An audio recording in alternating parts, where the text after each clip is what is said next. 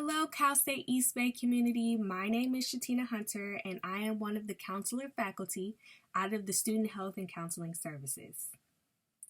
I really would like to take a moment to say that I hope that you are continuing to take care of yourself as we are learning and adjusting to this new lifestyle while sheltering in place and during the COVID-19.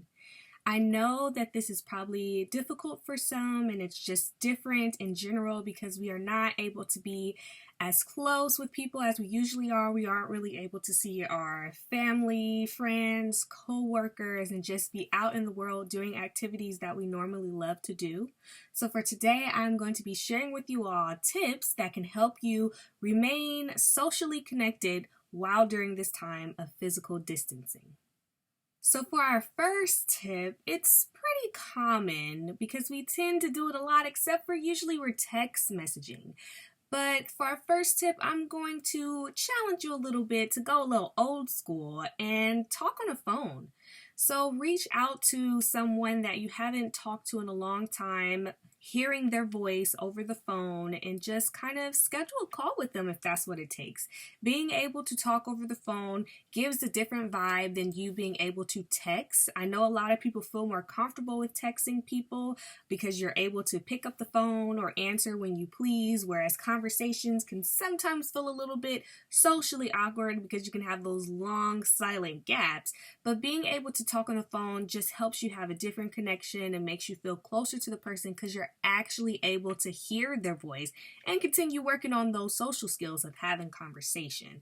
So give it a try. It may not have been something that you usually do in our time when we are normally on our go and being busy, but now that we're in sheltering in place, it might just be really helpful to, like I said, take it old school and pick up that phone and call someone and have an actual full conversation, whether it's for 5 minutes or for a couple of hours, and I guarantee it might be really enjoyable.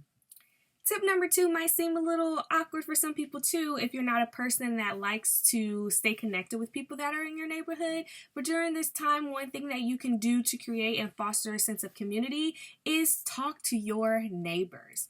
You can do this by sitting on your porch or patio and saying hi to people as you walk by. Maybe you all can reach out to each other, and I know I've seen some things on social media where people are like standing 6 feet apart from each other and being able to talk in a circle. Or maybe if you have a neighbor that you usually talk to that's next door, you guys can talk through the window. But this just gives an opportunity to remind people that you're not in this alone and that you as a community are all experiencing similar things. So being able to know that you have some support right next door or right across the street is something that is really helpful and can make you stay connected right in your home neighborhood. Tip number 3 sometimes can be a little bit easier because it's spending quality time with the people that are in your household. So even though we're not able to reach out to people that we normally would be able to spend time with that are outside of our household, one thing that is really helpful is we get the time to actually spend time with, get to know people a little bit more because we're all in the house together. Some of us may have wished that we had more time to spend with our family members. And I'll be honest, some of us may have wished that we had more time away from our family members. But either way that it goes, this might be an opportunity to connect on a different level. So being able to plan a family movie night or a game night or just having dinner at the same table together. I mean, when was the last time that we did all that without having our electronics or a TV in front of us?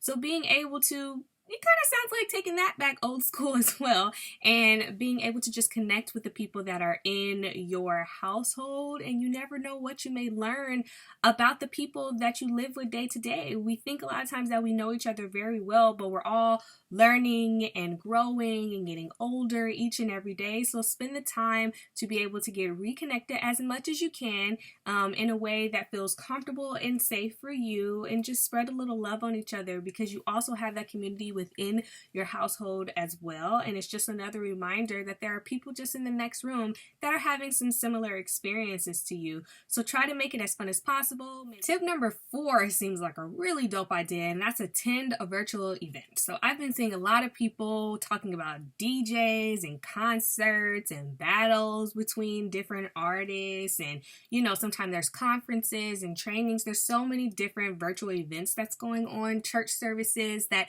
being able to attend one of those with other people that are just in the world can make you feel a sense of connection. I'm gonna be honest, I kind of heard that it's gonna be a long time before we can be able to go to events such as concerts and things that have large crowds. So being able to just stay connected to like the hobbies and the communities that you liked and some of the events to where you can listen to music or be able to talk to people that have similar interests at you. You could be able to learn a topic with people that are in your career field. This could be really fun and a great way, like I said, to remain connected to your community. You may not have to talk as much as you usually do, but just being able to have that sense of knowing there's other people out there that you can still be able to connect with, and it may not feel the same as if you were there, but maybe this is a time to kind of tap into your inner child and use your imagination and kind of imagine as if you were there, dress as if you were there, and really just have fun with it. A good thing could be possibly searching the internet and seeing what type of events are going on. I know that one place that usually posts things sometimes are Eventbrite. I'm not really sure if they are posting things that are more virtual, but I know a lot of people are moving their events to a more virtual setting. So just give it a try, Google some events, see what's out there, and have fun with it. Do the best that you can. And lastly, number 5 is being able to video chat with your friends and your family. I know a lot of the time we are automatically doing this with FaceTime or Google Duo or Skype, but being able to kind of kick it up a notch and get creative with this as well.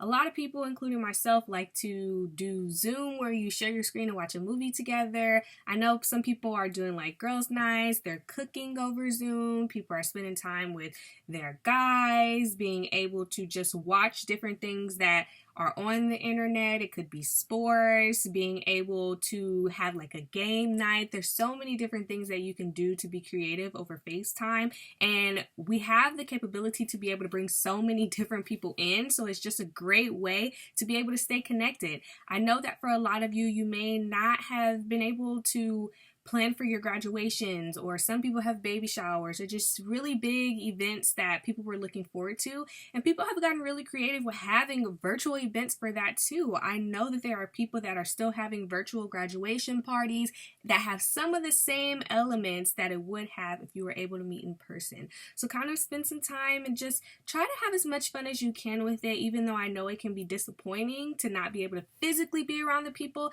but this will be the next best thing for the time being. So connecting through video chat, there's so many different platforms that you are able to use. So give it a go and see which one works best and see what you like the best. And also be aware of this like Zoom fatigue that I hear that people are talking about because of the simple fact that we are Zooming a lot. So when you get a little tired, maybe picking up that phone like I talked about a little while ago. Extra tips that can be really helpful during this time is when we're connecting with people, make sure that you are communicating your needs in regards to how long you can remain on the phone. Like, reach out to people if you feel like you really need to talk to them and touch bases. That could be something that's really helpful. Also being able to just engage all of your senses and be present with people. A lot of the times when we're talking to people, we're thinking about our next response and we're not able to fully look that person in the eye, really be engaged and present with what they're saying. Allow this to be an opportunity to do that, especially since we're not right in front of each other physically, and this can help you to be able to feel closer to that person as well. I really hope that the tips that I shared with you all are helpful and that you're able to just have fun with it and not be so hard on yourself. Give yourself some grace. Give other people some grace. We're doing the best that we can during this time. So just continue to take care of yourself. Continue to stay connected. Try not to isolate, and check out other videos that we have on our website too, because they could be helpful during this time as well.